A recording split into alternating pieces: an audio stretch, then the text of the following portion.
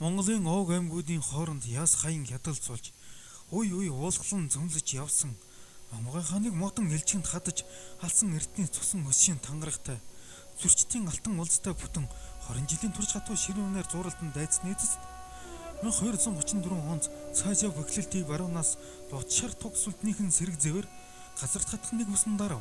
Гэвч Монголын их хөх төрийн эзэд тайвшрах болоогүй байлаа. Алтан улсыг мөхөөхөд хүчин хавсарсан өмнөдсөн улс монголчуудын эзэмшилд орсон алтан улсын хязгаарыг довтлон эзлэж өмнөдөд дайныгаал дахин шинээр дүрлзв. Энэ дайн даруй 40 жил үргэлжилсэн билээ. Лалын нэгэн хүчрхэх тулгуур хоризмыг унсныг хүлээн зөвшөөрлөг. Лалын ертөнц Монголын зүг ямагт хялалцаж баг Аз, Перс, ойрхот орнуудад шин дайны галыг ноцоож байв. Кавказын өмнөдөд загалман армийн гүржүүд бүрэн номхорсонгүй.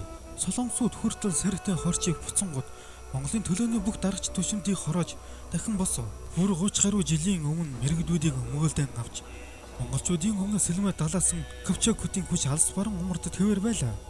Тэд бол байсан газраа багширч, суусан газраа шавлдаж байдаг. Суран иргэдэл биш. Байлдад тулалдахдаа монголчуудаас отгонч дутахгүй. Баатар зөрөгтэй овчын шалмаг нүүдэлчин тул Тэнгис далайн чандад байсан ч нэг л өдөр тэдний омглон мордын тоос хар хорныг булж мэдих аюул асал ихтэй. Тэднийг мөхөж мохол мохохгүй аваас гар сул хөл амар суух боломжгүй тул 1235 оны хавар хар хорийн хотноо их хурлыг зарлалаа. Кавчакуудыг өмгөөлөн Монголын элчийг халсныхаа хариу 1223 оны хавар Калака голын хөвөнд хангалттай авсан ч сэргэж хүчээ авсан Оросын вангууд гашуун ялагдлахын өшиг сам зэнгдэж суулаа.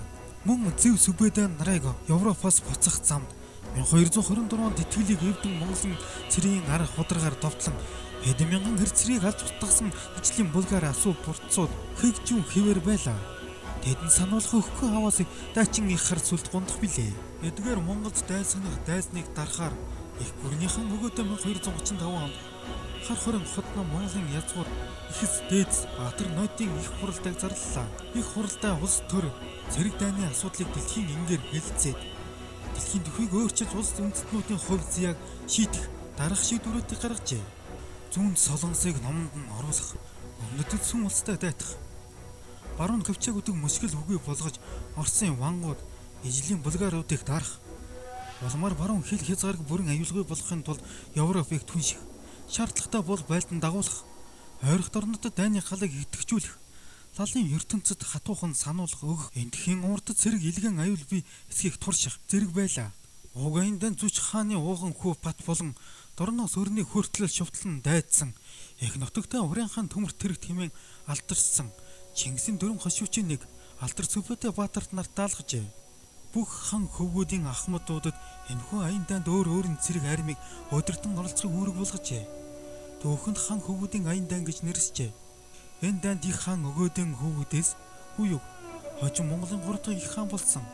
Төв Хадаан, Ач Хайдуу, Цагаатайн хааны хөвгүүдээс Байтар, Ач Бүрий, Зуч хааны хөвгүүдээс Бат хаанаас гадна Бэрх, Хойрч Шиван, Тулуу хааны хөвгүүдээс Мөхтэй их тусгаар бүжиг зэрэг олон хаан хөвгүүд оролцжээ.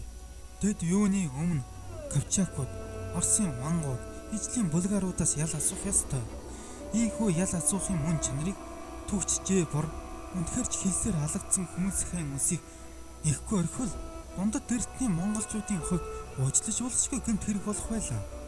Энэ бол монголчуудын сэтгэл зүйн хэмжээ.